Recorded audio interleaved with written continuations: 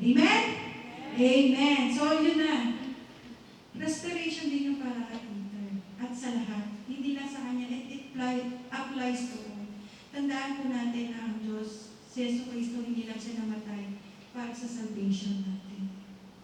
Tandaan po natin na araw-araw, binabago tayo. Nire-restore niya tayo. Nire-recharge niya tayo. Amen? Na huwag tayo mag-focus. Naisip ko ito na, Lord, tama ba yun nga kaya sila sumunod sa boses na yun? Because it was guided by the Holy Spirit. Kasi sila po yung mga taga-sunod ni Jesus. Sila po yung mga disciple. Mga believer po sila. Kung papasinin nyo, napakabuti ni Lord. Napakabuti ni Jesus. Hindi mo ma-imagine ang kanyang kabutihan. Kaya nung kinakanta yung kanyang talagang, napakabuti ni Lord. Hindi ko alam bakit masyadong na-appreciate ko yung kabutihan ni Lord. Sa lahat, hindi ko po sinasabi na, ewan po, sana maramdaman nyo rin kung gano'ng kabuti si Lord sa atin kahit tayo may pinagdadaan. Dahil yung mga pinagdadaanan natin, yan ang magiging great testimony natin. Pagdating ng araw. Amen? Katulad din po ni Peter, the restoration was made. Nung nandun na po, na-realize niya na it was Jesus na nagbigay ng milagro sa kanila. Kasi ninyo po, tayo po mga mananampalataya, wala rin po tayo pinag-iba sa ibang tao na may pinagdadaanan. Pero, akala nyo lang meron, pero malaki po pinag-iba natin. Dahil meron tayong Kristo sa buhay natin. Hindi po ako nalulungkot at masyadong pighati ang puso ko. Kundi, nawawanda rin po ako talagang pinupuri ko ang Diyos sa kabutihan niya. Na bagamat sabihin na natin na marami na hindi maganda ehemplo, hindi basta. Pero God is so gracious. The grace and mercy of God overflowing sa atin. Hindi lang sa iilan, kundi sa ating lahat. Katulad ng kay Peter. He was restored immediately. Pero matawagin na ni Lord na, friend, ikaw nga yung nag-deny sa akin, di ba? Kung normal lang. Pero God is God. Hindi natin pwede siyang pantayan na ganito si Lord, kaya ganito ko. Kahit isipin niyo pa na gagawin ko ang mga sinabi ni Lord. Gagayahin ko si Lord. You will never be. Pero the good thing is, nagiging obedient tayo. And I praise God sa kagabi, talagang blessed na blessed kami about the obedience. At yung pagpipray kay Brother Jem, talagang sabi ko nga kanina kay Brother Jem, alam mo, pag mga ganyan ang naririnig ko, talagang pinupuri ko talaga ang Diyos dahil kahit sabihin mo na ganito ang ating sambahan, na nakikita mo ang pagkilos ng ating Diyos, ang kanyang awa at grasya ay talagang umaapaw. Kaya huwag nating kakalimutan yun, na hindi lang si Peter, it applies to us, na ang restoration ay everyday. Kaya di ba sabi niyo sana, there are new every morning. New every morning. Diba? Kaya dapat tayo lahat, natututo tayo magpasalamat. Katulad ni Sister Fem, hindi nang na-expect niya siguro, gusto niya sa company. Kasi mas malaking kita, mas malaking makakatulong. Pero, huwag natin yung paggalaw ng ating Panginoon sa mga buhay natin. We never know. Kahit ako hindi ko rin alam. Pero now, ang alam ko lang, babaguhin niya tayo at i-restore niya. Hindi lang dahil mayaman ako, naghirap ako, i-restore ni Lord ang aking mga kayamanan. Ang sexy body, i-restore niya. Hindi po yung ganon. Spiritually, and then, lalabas po yun. Diba? Kaya manalig po tayo.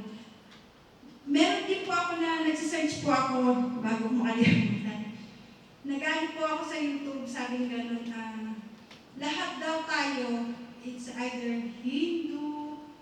Muslim, Christian, Catholic, may mga bulong daw sa bawat isa. Dapat daw sinusunod ko ang bulong mo. Sabi ko, na lahat daw, it is from Jesus. Sabi ko, Lord, tama ba yun? Sabi ko, pwede naman bakit kailangan ba ang salita ng Diyos? Pag gagalaw si Diyos, laging pabulong. Mag-ingat sa bulong. Baka ibang bulong yun. Ang alam ko, pinanampalatayaan ako, mararamdaman natin yun, hindi lang sa bulong. God's moves, hindi natin siya pwedeng, ito yung gagawin ni Lord, ito yung pagkilos niya, ito yun. Mauwiwin lang tayo kung tayo i-bless talaga ni Lord. Hindi lang mysterious. Kung gusto ni Lord sa kung ano man ang paraan niya, purihin natin siya. Amen? So the restoration is always, every day po nasa atin yun. Amen? Amen po ba? Isang malakas na palakpakan nga po para sa ating buhay na Diyos. Amen. So, ayun po. Tapos po nun, di ba, makita niya nalaman na nila si Jesus Christ yun, di ba? Tumakbo. Nag-swim agad si Peter papunta sa pangkang. So tayo kaya, pag blines ba tayo, tatakbo ba kayo talaga kay Lord at magpapasalamat kayo? O i-acknowledge yun ang kagalingan nyo yun, na it is in your own talent kaya kayo na-bless.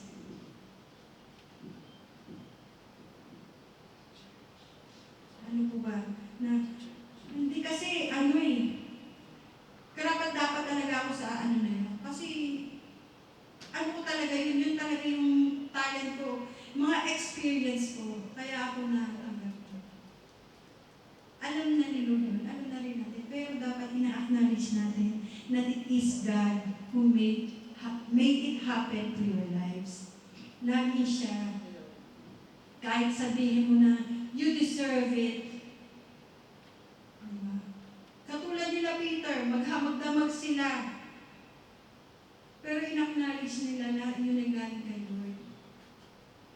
Aminin man natin o hindi, bago natin sabihin na, o kaya, napagtagumpayan natin ang mga suliranin na natin. Aminin man ninyo o hindi, nagdadasal talaga tayo sa Diyos. Na Lord, tulungan niyo po ako na masolusyonan itong problema to. Lord, tulungan niyo po ako na gumaling ako. Lord, tulungan niyo po ako na maiwas sa gulo. Bago mapagtagumpayan, praise God. Diba, ang galing mo naman. Ang galing mo naman na ano mo yun. Oo, kasi ako.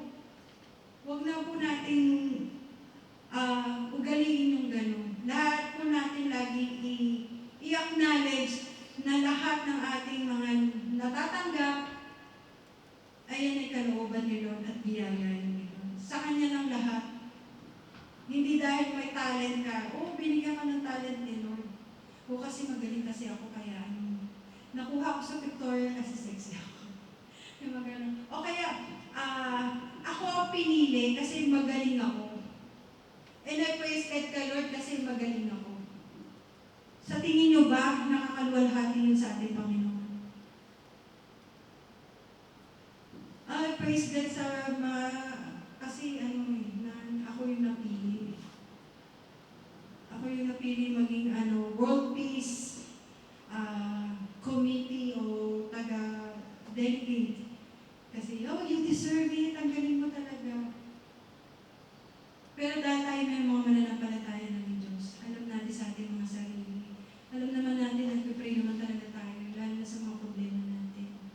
And once na yung solution na yun, kahit ginamit man ni Lord yung mga talent na meron tayo, yung mga wisdom na meron tayo, tandaan natin yan lahat ay galing sa Diyos. Amen? So huwag natin kakalimutan yun, na kung you mess it up, basta patuloy ka lang, lumalakad, tumatakbo towards God, towards Jesus. Hindi yung, ayoko na, stop na ako, dito na ako. It's enough. Hindi na ako papatawarin ni Lord. Hindi. Ang mahalaga,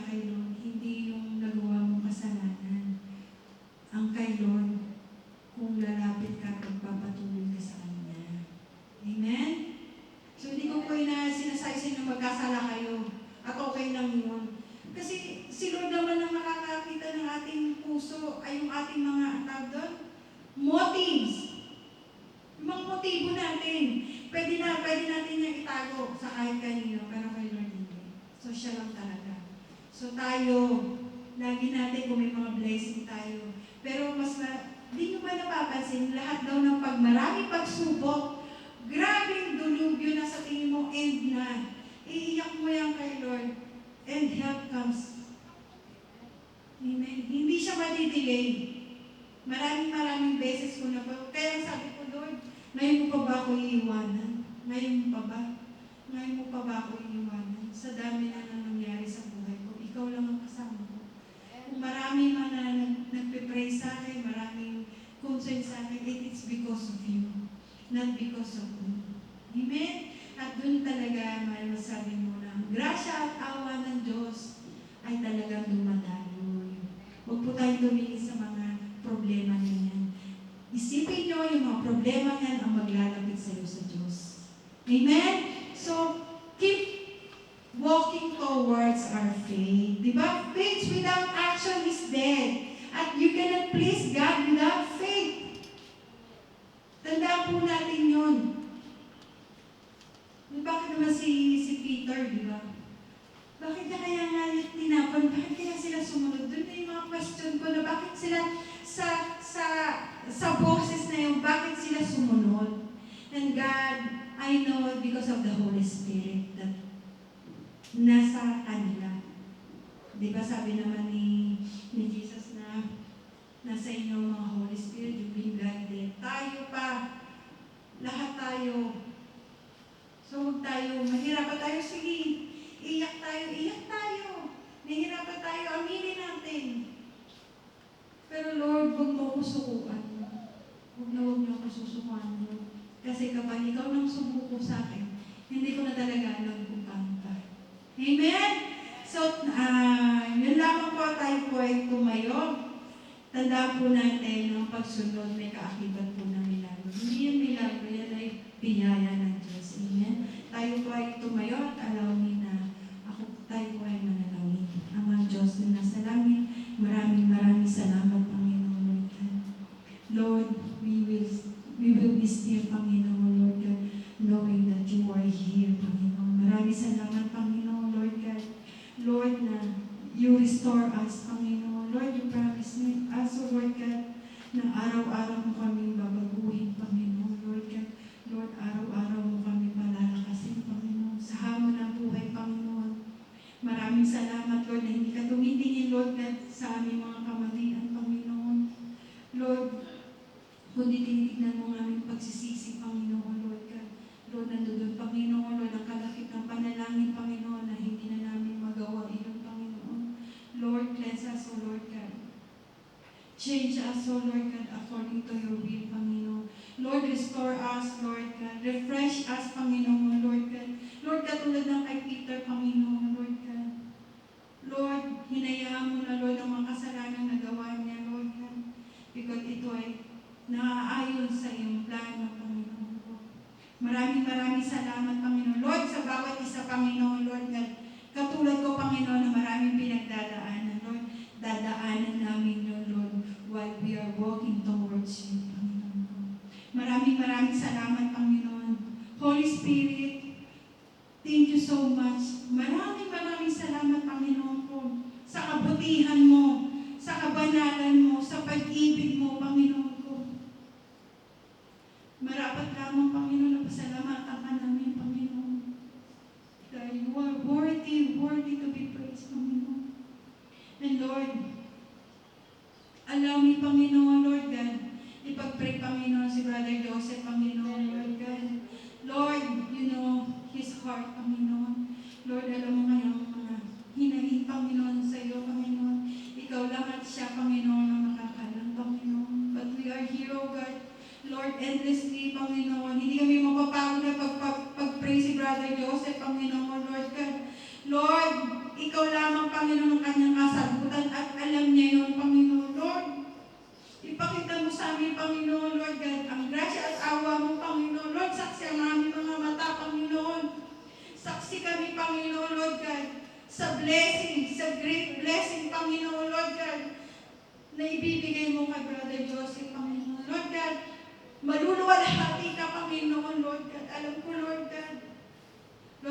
ang kanyang mga paghihirap, Panginoon, Lord God, ang kanyang mga iyak sa'yo, Panginoon, ay hindi mababaliwala, Panginoon, Lord God. Ito ay magiging great testimony sa bawat isa ng pagkilos mo, Panginoon, Lord God. Ang siya lamang, Panginoon, Lord, magra-rise, Panginoon, Lord God, sa buhay niya, Panginoon. Lord, sa kanyang mga iniinda, Panginoon, Lord God, kagalingan, Panginoon, Lord God. Lord, restore mo, refresh mo siya, Panginoon, Lord God. Lord, as you refresh us, Panginoon, Lord God. Maraming salamat, Panginoon, sa buhay niya, Panginoon, Lord God, at sa bawat isa, Panginoon. Lord, let your will be done sa buhay niya, Panginoon. And Lord, but we are waiting, Panginoon. And we will keep waiting, Panginoon. And Lord, I know this is the soonest, Panginoon, Lord God.